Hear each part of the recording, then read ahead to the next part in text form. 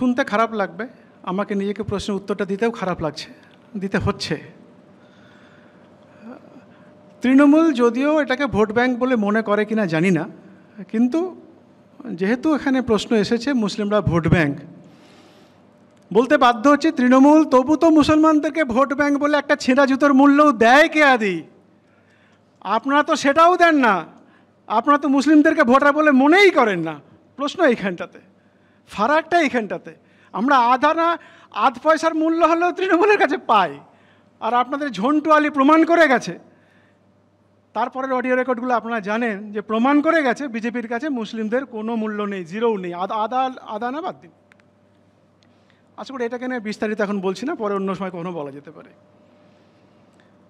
আরেকটা প্রশ্ন এলো, কিয়াদির প্রশ্নের উত্তর ধরেই খুব স্পষ্ট করে বলছি এই ফোরাম থেকে, পশ্চিমবঙ্গের সাধারণ জনগণের উদ্দেশ্যে আমার স্পষ্ট বক্তব্য, হ্যাঁ, পশ্চিমবঙ্গ বাঙালিদের জন্যেই। এতে কোনো দ্বিচারিতা নেই, কোনো সন্দেহ নেই, কোনো রকমের অস্পষ্টতা নেই। যারা মনে করেন পশ্চিমবঙ্গটা বাঙালিদের জন্য নয়, পশ্চিমবঙ্গ তাদের জন্য নয়। আমি আমার বক্তব্যে ফিরে আসছি।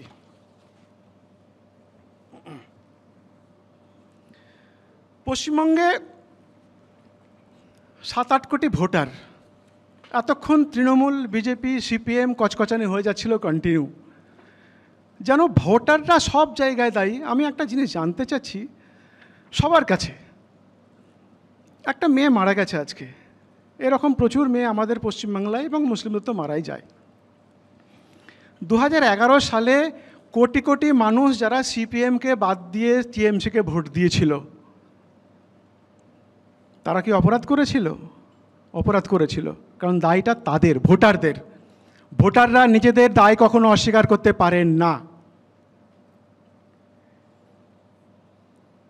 দ্বিতীয় কথা খুব স্পষ্ট করে বলতে হয়, আজকে যারা টিএমসিতে আছেন আগামীকালকে বিজেপিতে যাবেন, পরশুদিন সকালে আবার সিএমসিতে ঘুরে সিপিএমে ঘুরে বেড়াবেন। আপনারা এখানে যারা অডিও বসে আছেন এবং যারা শুনছেন, তারা কেউ জানেন রেজ্জাক মোল্লা কাদের নেতা, সিপিএমের না টিএমসির? সিপিএমে যখন ছিলেন তার দায় বইতে হচ্ছে টিএমসিকে, আবার টিএমসি থেকে যখন রাজীব ব্যানার্জিরা বিজেপিতে যায়, তখন রাহুল দাদের দায় পড়ে যায় তারই অপকর্মের সাফাই গাইতে। কিয়াদি বলছিলেন ওইসব প্রশ্ন তুলতে চাইছিলেন না গরুনা সুর, যে লোকটা বেশ প্রত্যেক দিন আরাম করে 3 বাটি করে খেতেন, আজকে তার দায়কেই কিয়াদিদেরকে তার জন্য সাফাই গাইতে হচ্ছে। তিনি নাকি বড় হিন্দু। বিষয়টা হিন্দু না মুসলমান এই প্রশ্ন করাটাই খুব অবান্তর, কারণ পশ্চিমবঙ্গের মানুষ, পশ্চিমবঙ্গের ভোটার, তারা খুব সচেতন। খুব ভালো করে দেখুন, আমি কয়েকটা উদাহরণ দিয়ে যাচ্ছি। এখন বর্তমানে তৃণমূলের নেতা আছেন সিদ্দিকুল্লাহ চৌধুরী। যখন তিনি মুসলমানদের নেতা হয়ে ভোটে দাঁড়িয়েছিলেন, তার জামানত বাজেয়াপ্ত হয়েছিল, 1 বার নয়, 2 বার নয়, 3 বার। তিনি যখন তৃণমূল এসে দাঁড়িয়েছেন, জনগণ তৃণমূলের নেতা হিসেবে তাকে ভোট দিয়েছে, তিনি আজকে মন্ত্রী হয়েছেন। মানুষ সচেতন, তারা মুসলমান হিসেবে ভোট দেয় না, তারা হিন্দু হিসেবে ভোট দেয় না, তারা মানুষের রাজনৈতিক দলের কাজকর্মগুলোকে দেখে। যদি তারা মনে করে এই রাজনৈতিক দলকে ভোট দেওয়ার দরকার আছে, তারা দেবে। 2011 সালে কোনো পথসভাতে টিএমসির 2টো লোকেরও চেয়ার ছাড়া ফাঁকা চেয়ার পড়ে থাকতো, কারো ক্ষমতা ছিল না পথসভায় দাঁড়াবার, অথচ মানুষ কিন্তু নিশ্চিন্তে একেবারে কচুকাটা করে দিয়ে গেছে সিপিএমকে, তারা ভোট দেয়নি। মমতা ব্যানার্জি সম্ভবত নিজেও জানতেন না যে 2011 সালে এরকমভাবে সুইপিং হবে, কারো ভাবনা ছিল না, মানুষ ভোট দিয়েছে। কালকে যদি মানুষ ভোট দেয় অন্য কাউকে, ভোট দেবে। তো মানুষের উপর এই বিশ্বাস হারানো, এটা কখনো কাম্য নয়। দ্বিতীয় প্রশ্ন হচ্ছে, আপনি কয়েকটা নাম বলে যাই, নাহলে আমার বক্তব্যটা অসমত থেকে যাবে। সিপিএম থেকে টিএমসিতে এলেন রেজ্জাক মোল্লা, শওকত মোল্লা, আজকে তারা টিএমসিতে, কাল সকাল কোথায় যাবেন জানি না। দিলু আব্দুর রহিম, ওম প্রকাশ মিত্র, আব্দুল সাত্তার আজকে টিএমসির মুখ্যমন্ত্রীর পরামর্শদাতা, রাজীব ব্যানার্জি, বাবুল সুপ্রিয়, শুভেন্দু অধিকারী, এরা একসময় টিএমসি নেতা ছিলেন, তাদের দায় আজকে টিএমসিকে বইতে হচ্ছে। আজকে যখন একটা শিশু হত্যা নিয়ে কথা বলছি, বাবুল সুপ্রিয় সেই একজন শিশু হত্যার দায়ী ছিলেন, শিশু না যদিও, কিশোর হত্যার দায়ী ছিলেন। সুতরাং এরা ঘুরে ঘুরে আসবে, আমি সেদিকে যাচ্ছি না।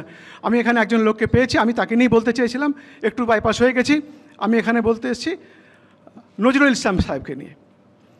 একটা কথা নজরুল সাহেব খুব স্পষ্ট করে বলে গেছেন, প্রশাসন, প্রশাসন মানে হচ্ছে রাজনৈতিক দল নয়, সেটা একটা আলাদা এন্টিটি।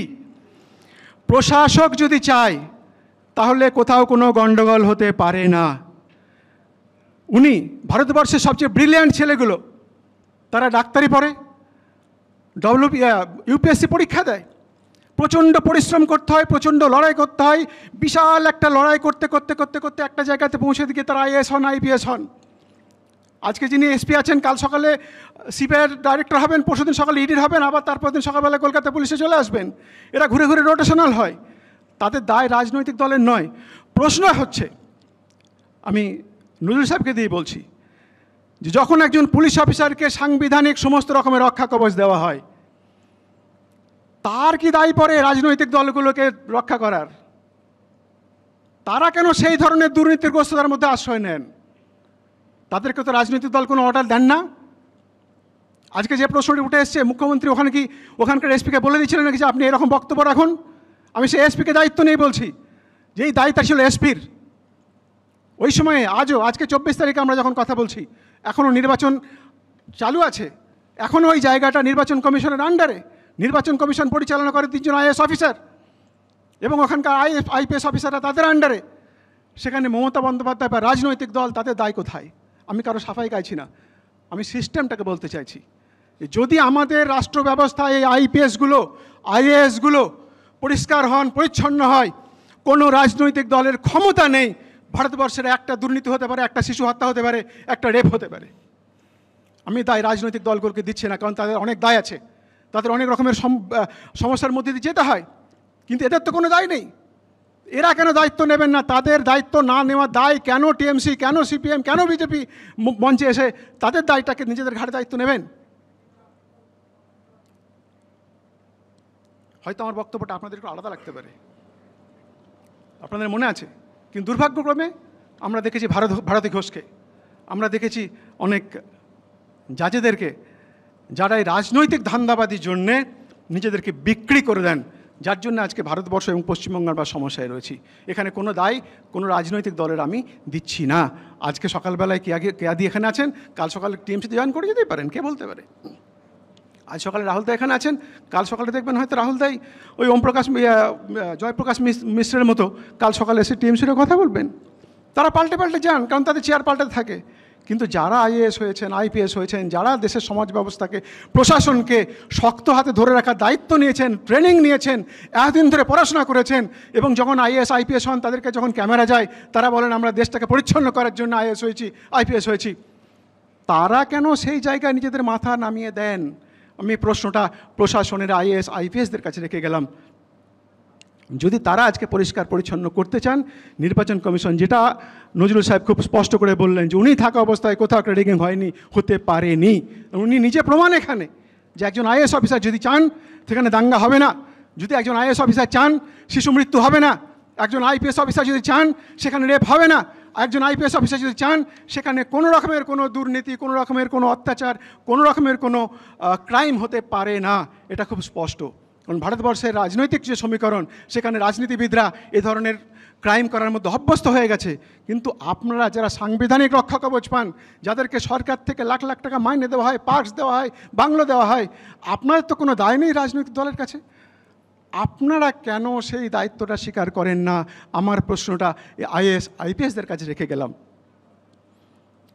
দ্বিতীয় প্রশ্ন, অনেকে বক্তব্য রেখেছেন এখানে, হিন্দু মুসলিমের বক্তব্য রেখেছেন। দেখুন, খুব স্পষ্ট করে আগেই বলেছি, পশ্চিমবঙ্গ হিন্দু মুসলিমে কোনো দিন বিভক্ত ছিল না, আজও নেই, ইনশাআল্লাহ তাআলা ভবিষ্যতেও হবে না। তবু আমি শেষ করছি নজরুলের একটা কবিতা দিয়ে এবং রবীন্দ্রনাথের একটা কবিতা দিয়ে। মহাবিদ্রোহের অনক্লান্ত আমি সেই দিন হব শান্ত, যবে উৎপীড়িতের ক্রন্দন রোল আকাশে বাতাসে ধ্বনিবে না, অত্যাচারীর খর্গ কৃপান ভীম রণভূমে রণিবে না, বিদ্রোহীর অনক্লান্ত আমি সেই দিন হব শান্ত। আমি রবীন্দ্রনাথের এই কথাটা বলে শেষ করে নিচ্ছি, আমি সময় নেব না আর। কিন্তু মানুষের প্রতি বিশ্বাস হারানো পাপ। আমি আগেও বলেছি, পশ্চিমবঙ্গের মানুষের শুভবুদ্ধির উপর আমি বিশ্বাস রাখি। মানুষের উপর বিশ্বাস হারানো পাপ, সেই বিশ্বাস শেষ পর্যন্ত রক্ষা করব।